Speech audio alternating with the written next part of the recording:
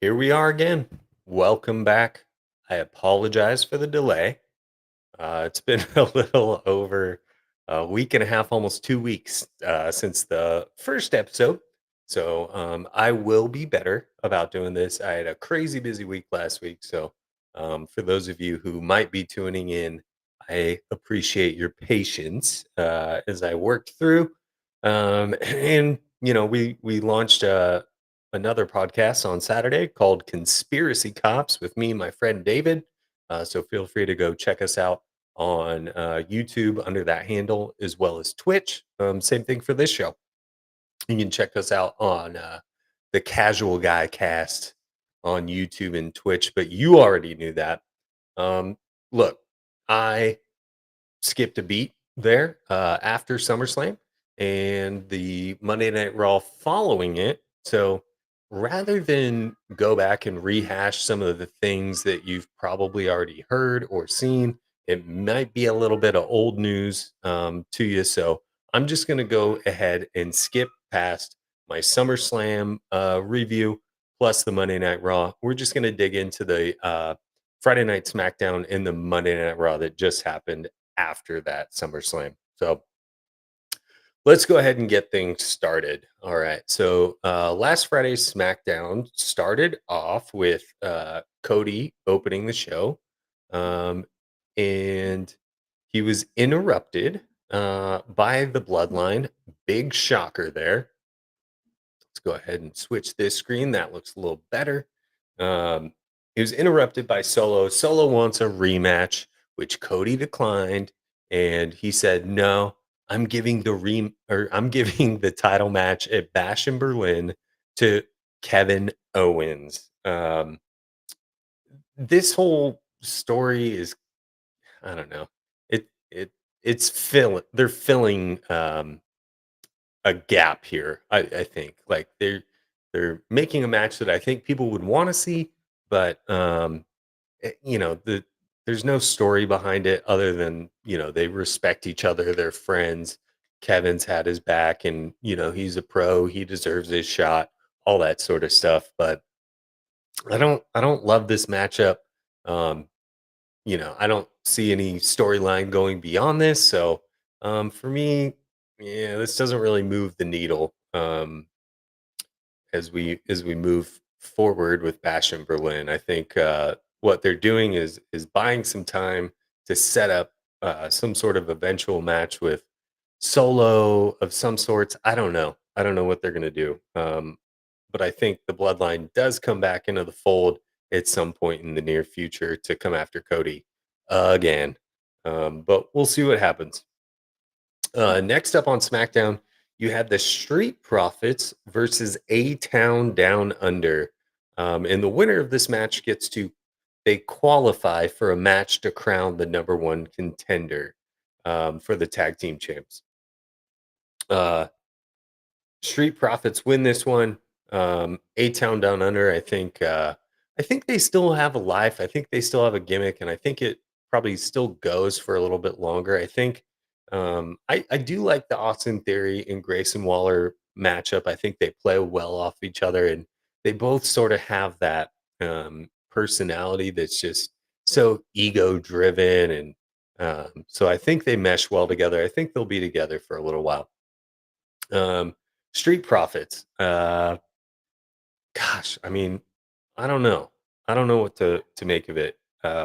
Maybe getting ahead of myself, but um, if you watch SmackDown, you know that DIY also won their number one contender match for the tag champ. So it's going to be DIY versus Street Profits for that number one contender for the tag team belts there.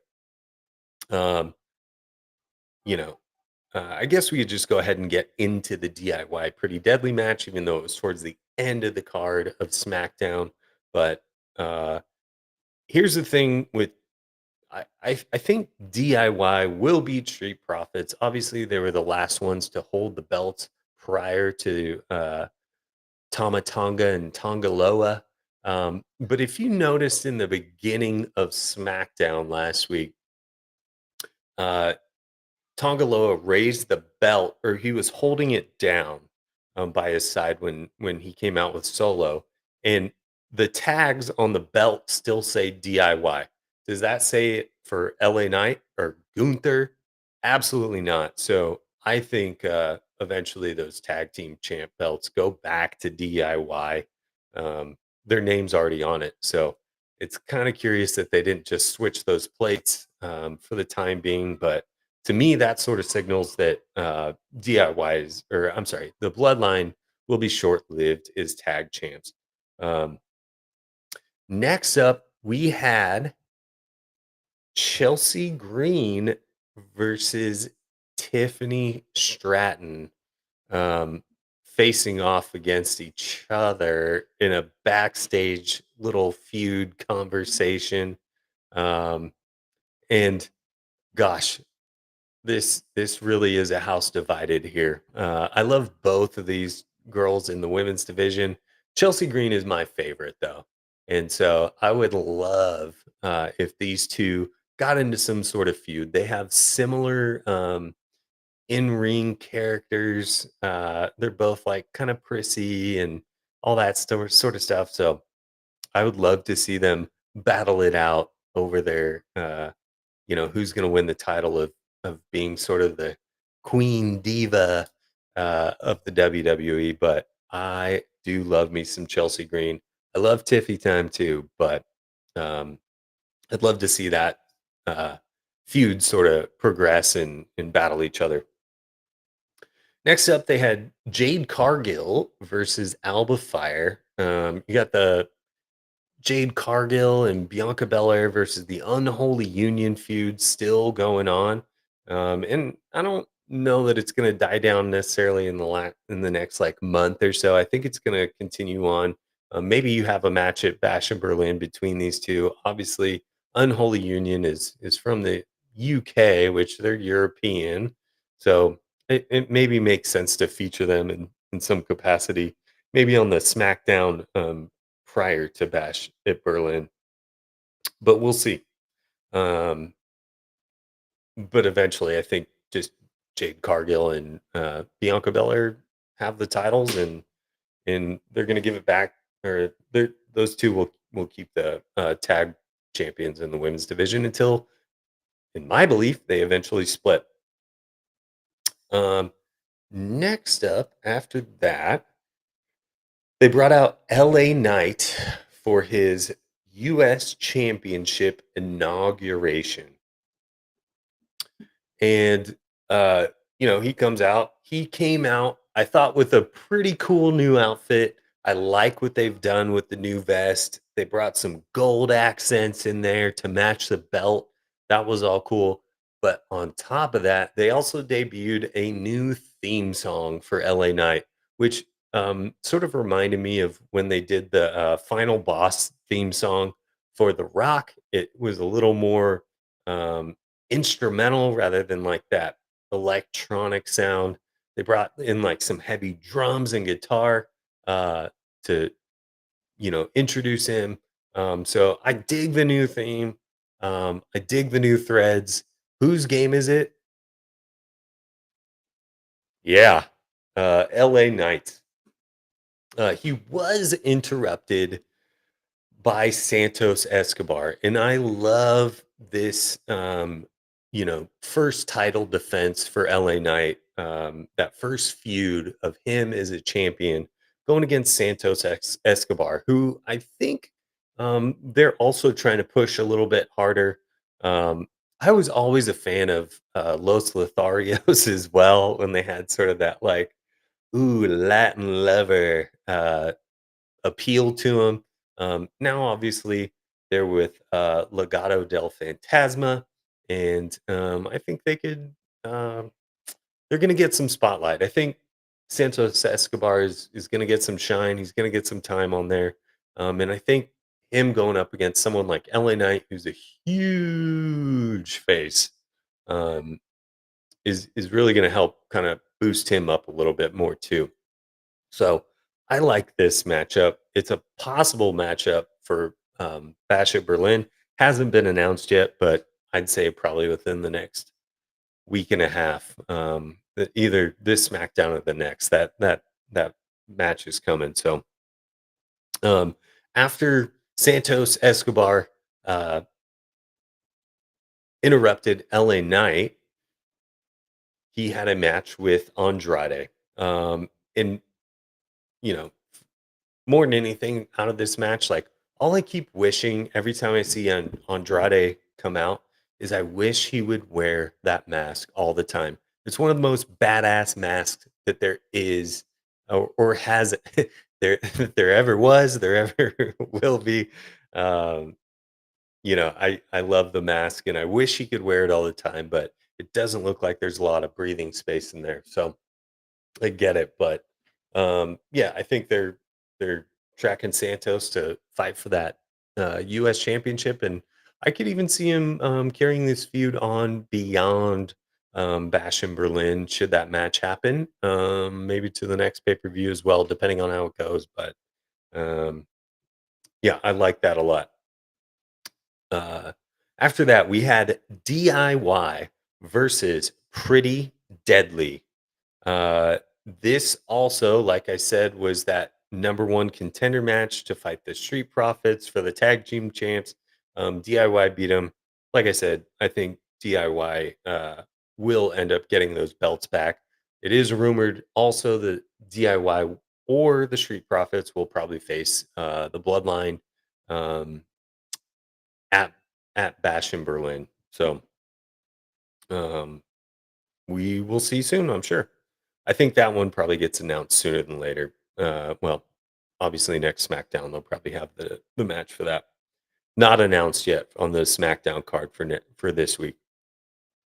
Lastly, closing out SmackDown, Roman returns again, and decimates the bloodline with the exception. He got the chili pepper necklace off of Solo.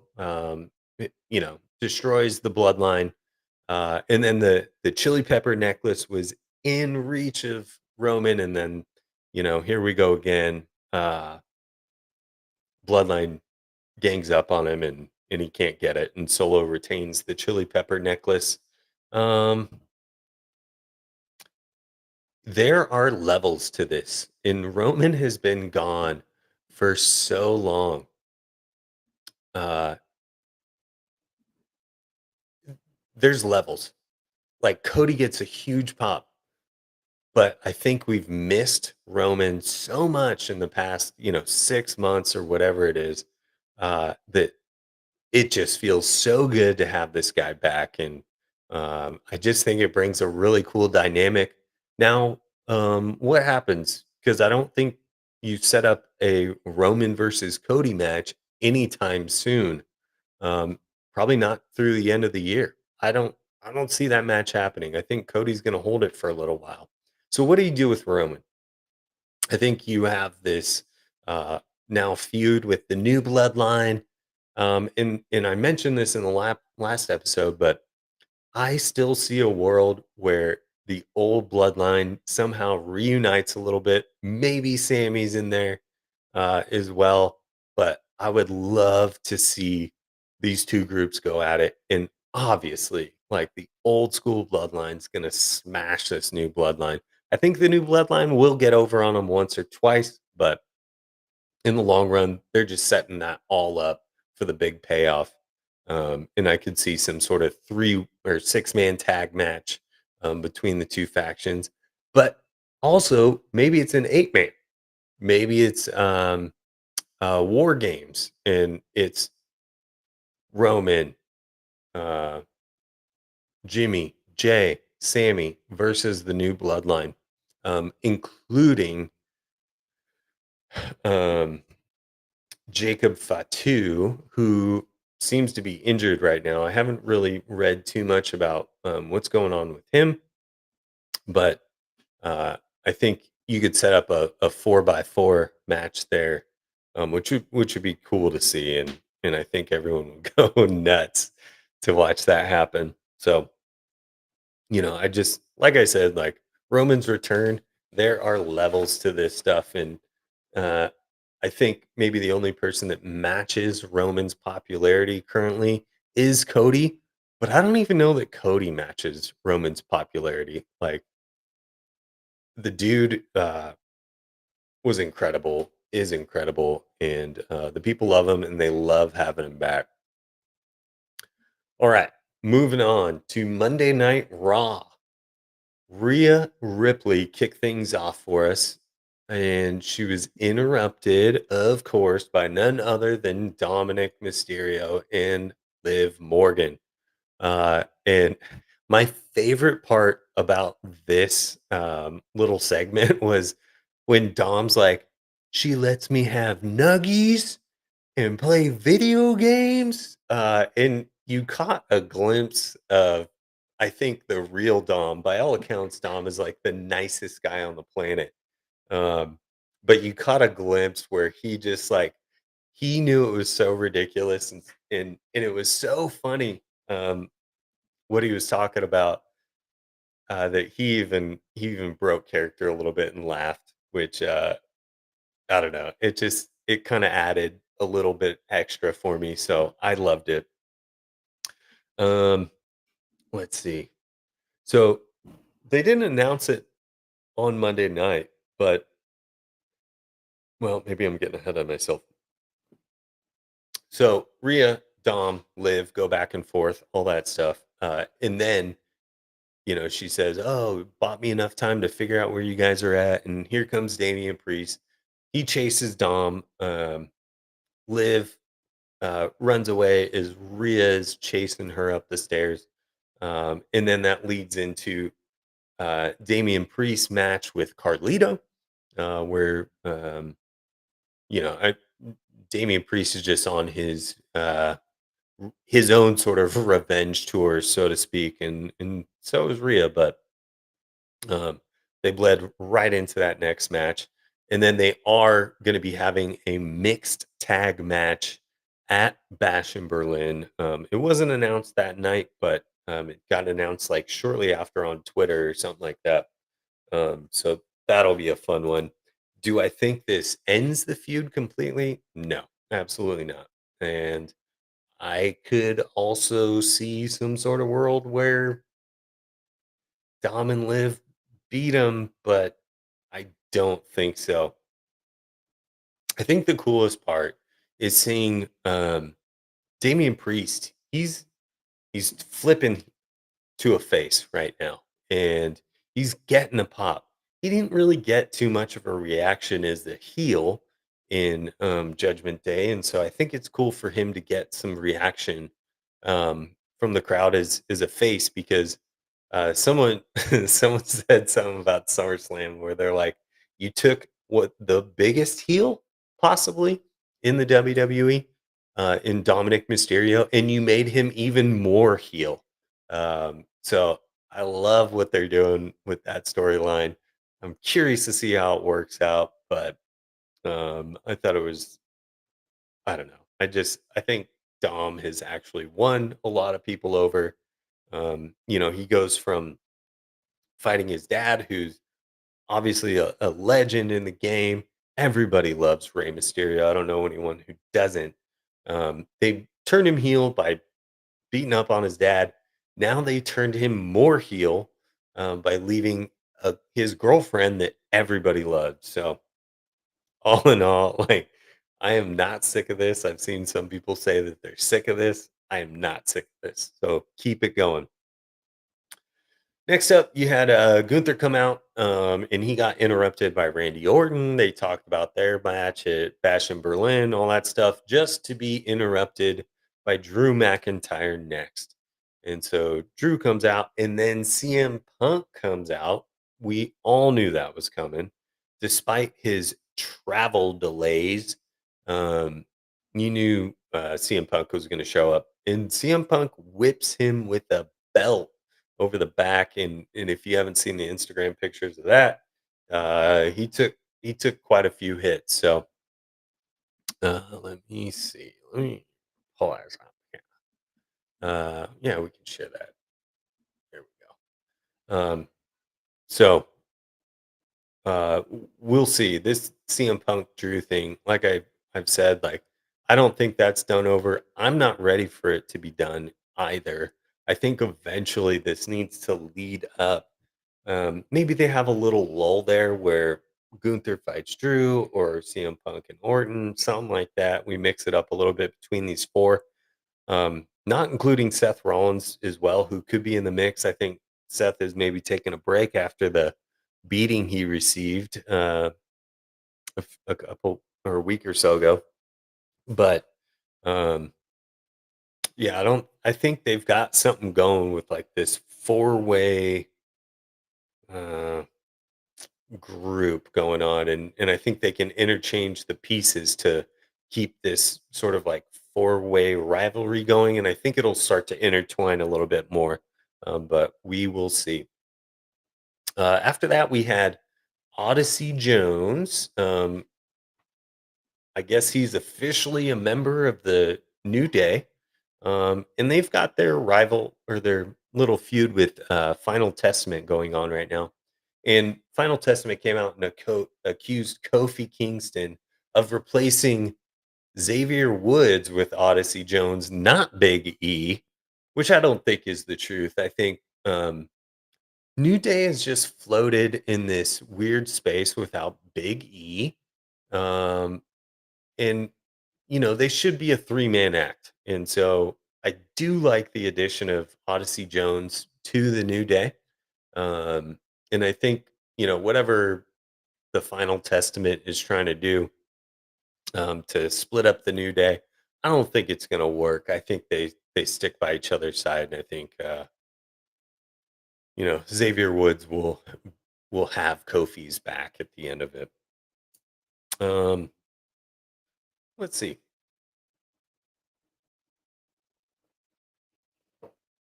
After that, we had American Made.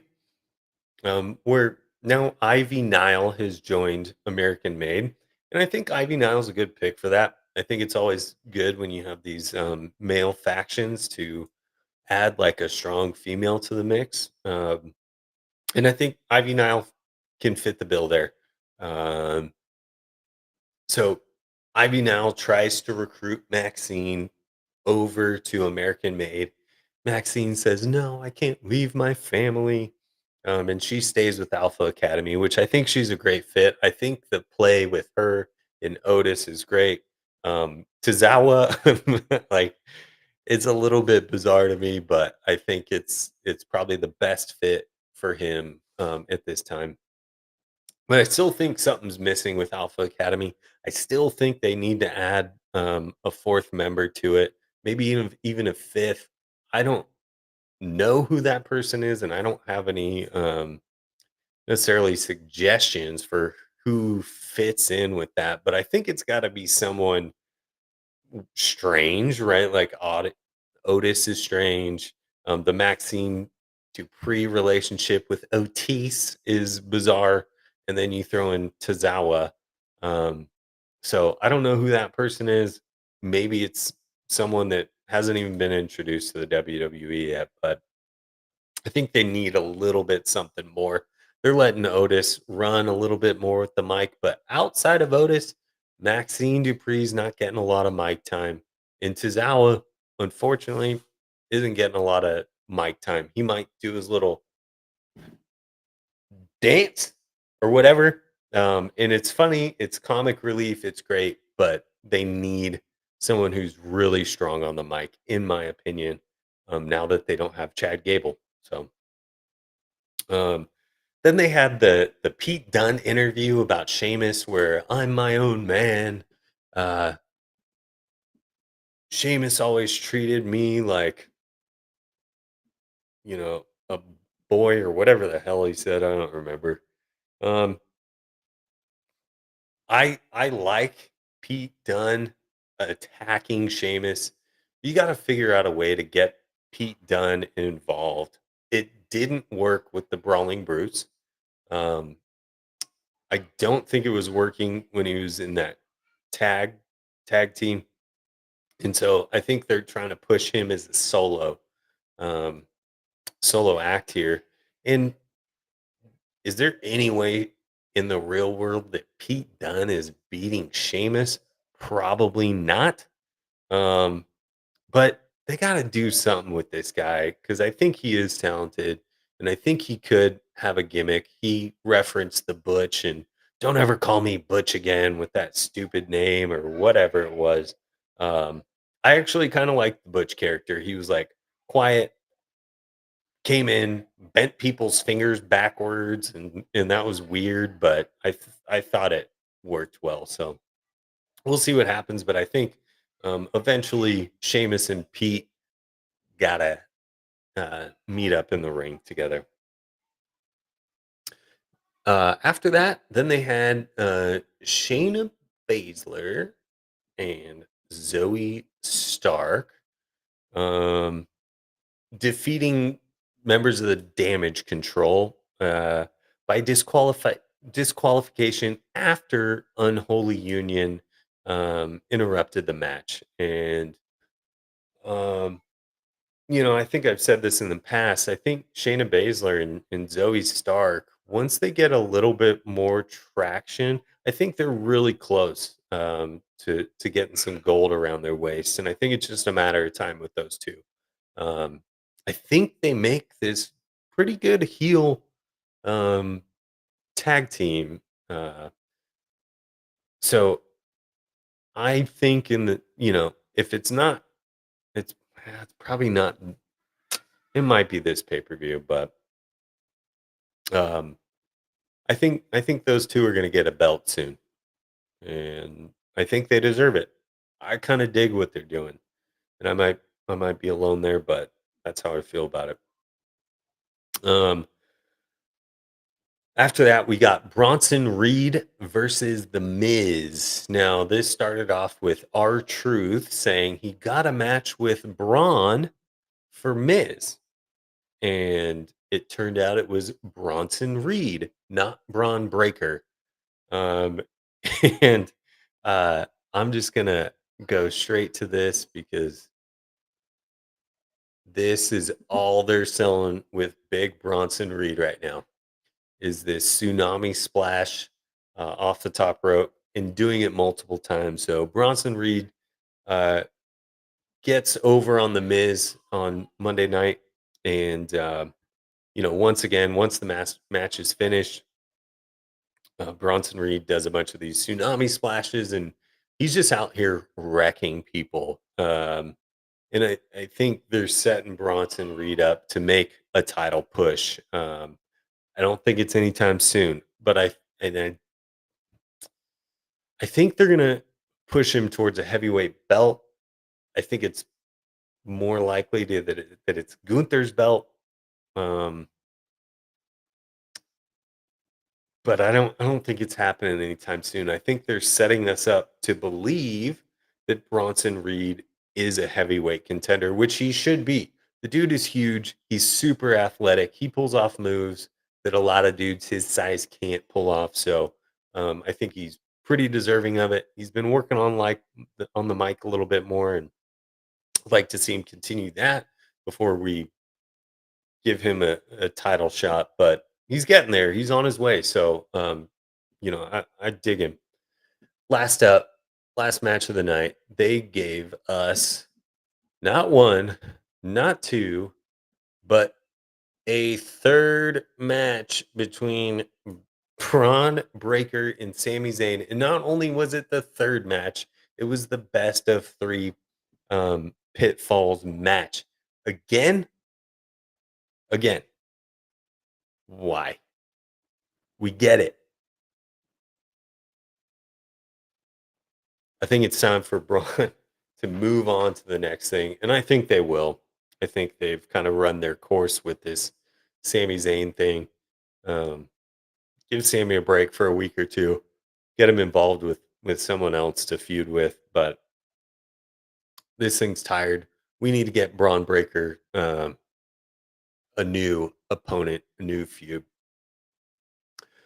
As far as the next episode of SmackDown this Friday, all that's been confirmed so far is that Nia Jax is going to have a championship celebration. Naomi versus Blair Davenport, and Grayson Waller versus Kevin Owens. So that's what we got On the slate for this Friday so far, obviously, I think you can expect some Cody.